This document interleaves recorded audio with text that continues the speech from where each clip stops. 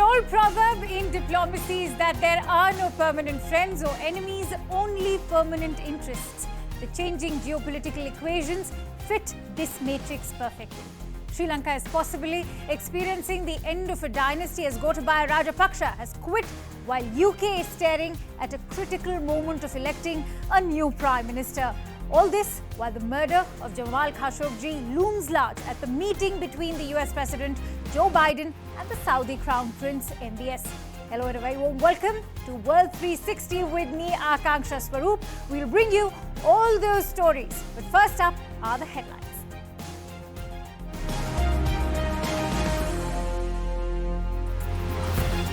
As Sri Lanka awaits a new government to take charge on 20th July, the protesters continue to call for the entire government machinery to be replaced by a People's Council. US President Joe Biden raises the murder of journalist Jamal Khashoggi during a meeting with the Saudi Crown Prince. This during his Middle East tour after coming together with India, Israel and the UAE for the first ever I2U2 summit. And the race to number 10 Downing Street heats up as UK's former Finance Minister Rishi Sunak faces stiff competition from the British Foreign Minister Liz Truss and Junior Trade Minister Penny Mordaunt.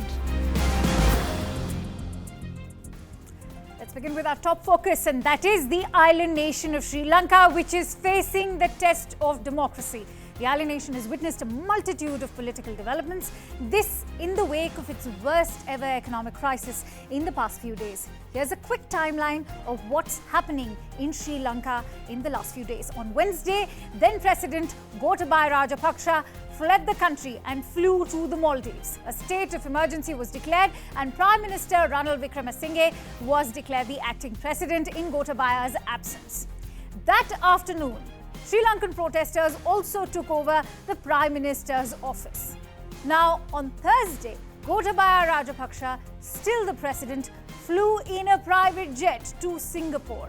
Then, he finally emailed his much-awaited resignation to the Speaker of the Sri Lankan Parliament.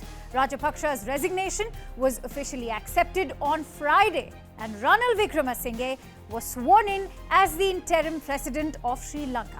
Now, the presidential elections will be held on 20th of July.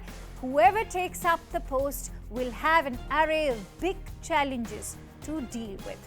My colleague Purnima Murli gets us this ground report from Colombo as she's been tracking all those developments very closely for CNN News 18.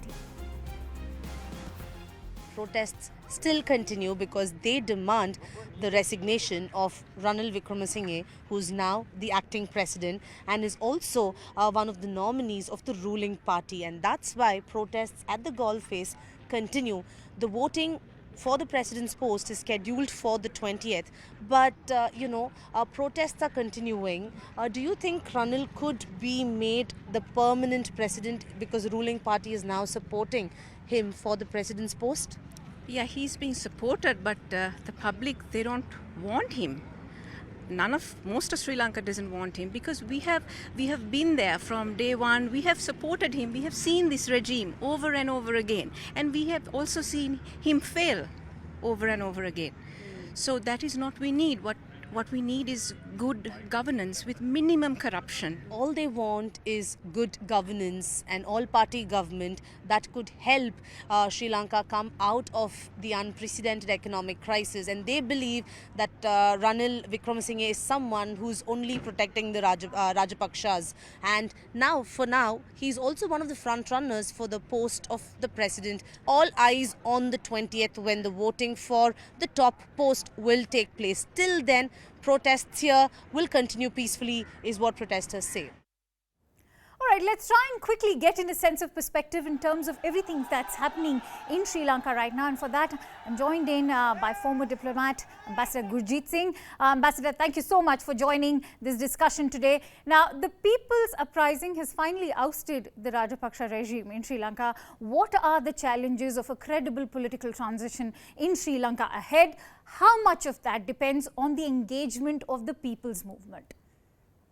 The Aragalaya, or the people's struggle, is looking for a new social contract, including a political contract. And what they are getting is a replacement of the Rajapakshas, backed by the Rajapakshas. Ranil Wickremesinghe is likely to win the presidential election in parliament because he is backed by Rajapaksa's party, which has a majority in parliament. So the new social compact is not negotiated and is unlikely to come out through this method. But this method may lead you to some stability so you can start IMF negotiations. So Sri Lanka is in a cleft stick, and whoever tries to put their hand between the prongs of the stick is likely to get bitten rather hard. And that is India's dilemma. So I think we are seeing a messy situation, a bad economy leading to what you call the people's struggle, which is dissatisfied with the political resolution and the economic resolution put aside for the moment. Right. Ambassador, I know this is something you've already written about as well. India has been a good neighbor to Sri Lanka and it continues to do so. But what could the political and social chaos in Sri Lanka mean for India? India cannot afford another failed state in South Asia after Afghanistan. Having said that, we don't want to poke our nose into the domestic politics of Sri Lanka, but then Sri Lankan polity must also rise to the occasion.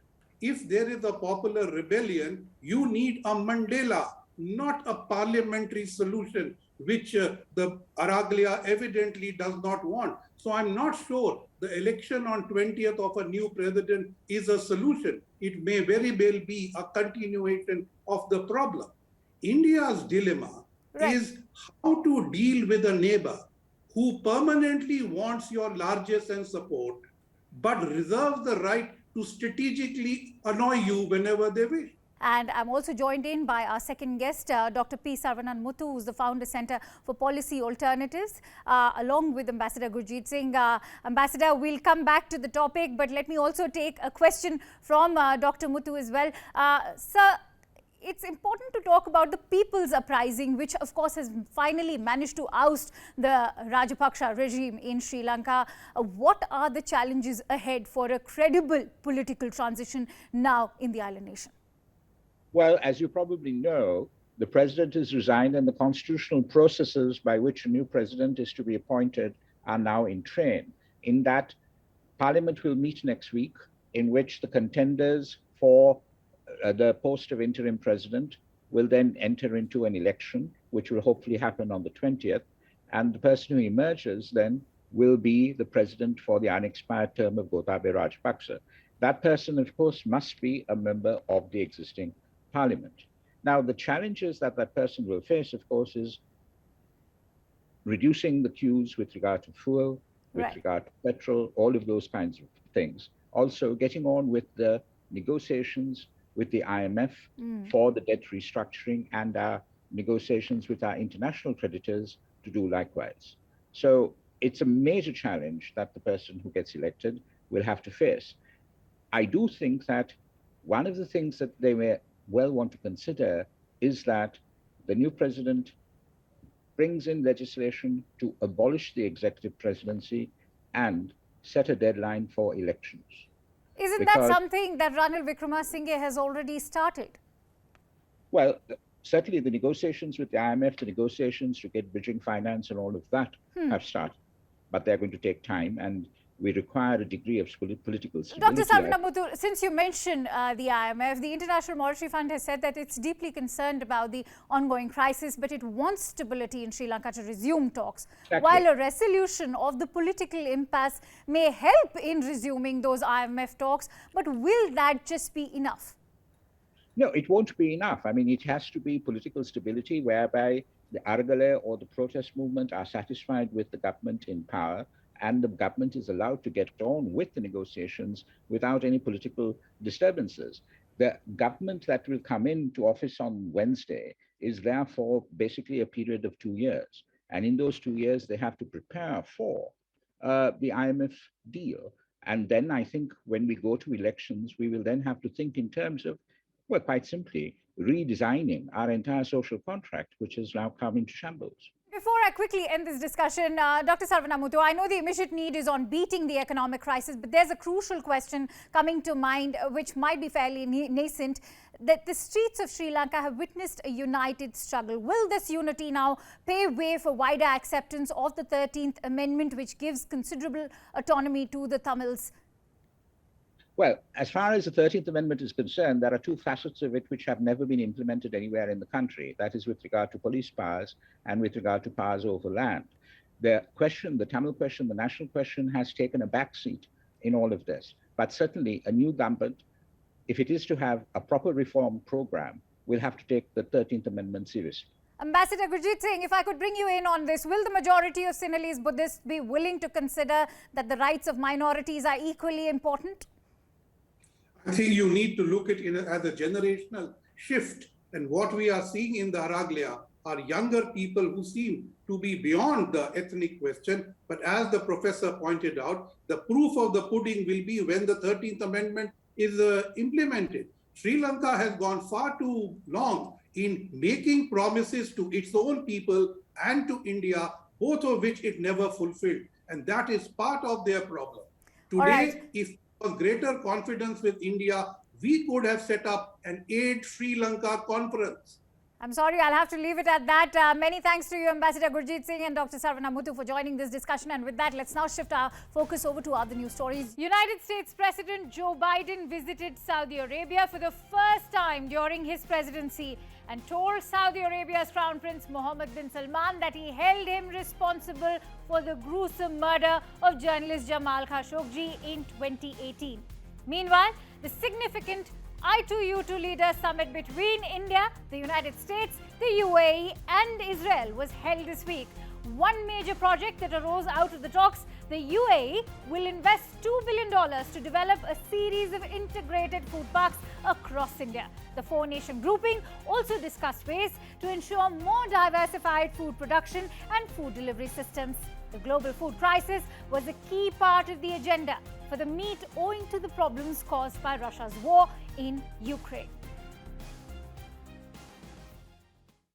अपने देश की परस्पर strength, capital, expertise और markets को mobilise करके हम अपने agenda को गति दे सकते हैं। मुझे पूरा विश्वास है कि आईटी U2 से हम वैश्विक स्तर पर एनर्जी सिक्योरिटी, फूड सिक्योरिटी और इकोनॉमिक ग्रोथ के लिए महत्वपूर्ण योगदान करेंगे। And with that, let's take a quick look at a CNN report on United States President Joe Biden's meeting with the Crown Prince Mohammed bin Salman of Saudi Arabia. President Joe Biden arriving in Saudi Arabia Friday for a highly anticipated meeting with Saudi Arabian officials. Biden greeting Saudi Crown Prince Mohammed bin Salman outside the royal palace with a fist bump instead of a handshake. While the White House says it was a COVID precaution, it prompted speculation about whether it was the president's way of separating himself from the Crown Prince, who's accused of authorizing the murder of Washington Post journalist Jamal Khashoggi. And Biden says he raised the murder of Khashoggi with the Crown Prince. For an American president to be silent on an issue of human rights, is this inconsistent with who we are and who I am? Ahead of the nearly 3-hour meeting with Saudi officials, reporters tried asking questions about Khashoggi. Jamal Khashoggi, will you apologize to his family, sir? Where you see the Crown Prince turn his head and ignore the reporter. After the meeting, this question to Biden, referencing a statement he made during his 2020 campaign. Mr. President, do you regret calling the Saudis a pariah? I don't regret anything I said. Next question. During the meeting, Biden says the two nations discussed investing in 5G and 6G technology, clean energy, and human rights. I made clear that the topic was vitally important to me and to the United States. Biden said Mohammed bin Salman told him he was not personally responsible for Khashoggi's murder, though. And with that, let's also go across to Hadas Gold of the CNN, joining us from Jerusalem. Let me take a question from Hadas. Hadas, why is the I2U2, first of all, dubbed as the West Asian Quad? And apart from investments, how is the grouping now aiming to revitalize alliances and expand the Abraham Accords?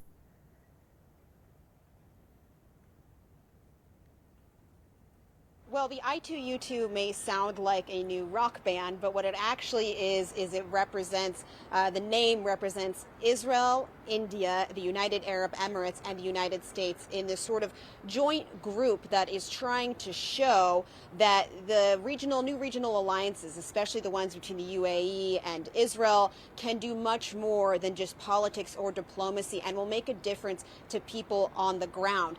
Just earlier today, the 4 leaders of these countries held a virtual meeting where they all made statements. President Biden of the United States and Prime Minister Lapid here in Israel were sitting together, while the Prime Minister of India and the President of the UAE were there virtually, and they talked about their efforts to increase investments in things like water, energy, transportation, space, health, and especially food security, which is, of course, such an issue right now that everyone is so concerned about as we're seeing problems with grain imports. And I think it's important that the United States, by participating in this new group, is trying to really counter other influences, especially from places like China into the region, and to reassure the Middle Eastern countries that they still want to have a presence and that they still want to show leadership here. And just the fact that Israel and the United Arab Emirates are sitting together in this group with India and the United States is so notable, because it was just a couple years ago that Israel and the UAE normalized relations, and this shows that the Abraham Accords have much more far-reaching consequences than just that announcement about normalizing relationships and just about politics. They're trying to show here this will go beyond this, will actually impact people's day-to-day lives in all of these countries. All right, Haraz, thank you so much for bringing in all those details. And with that, let's now shift our attention over to the United Kingdom. UK's former Chancellor of the Exchequer, Rishi Sunak, is leading the race to number 10 Downing Street. 2 rounds of voting have taken place so far. In the first, Sunak secured 88 votes, while in the second, he secured 101 votes. Penny Mordaunt, the Junior Trade Minister, is at a close second. The other contenders still in the race are UK's Foreign Secretary Liz Truss, Tom Tugendhat, Chair of the Parliamentary Foreign Affairs Committee, Kemi Badenoch, an MP from SAFFRON, Walden. Now remember, Boris Johnson resigned as the Prime Minister after nearly 60 of his own ministers resigned, following multiple scandals that plagued his tenure.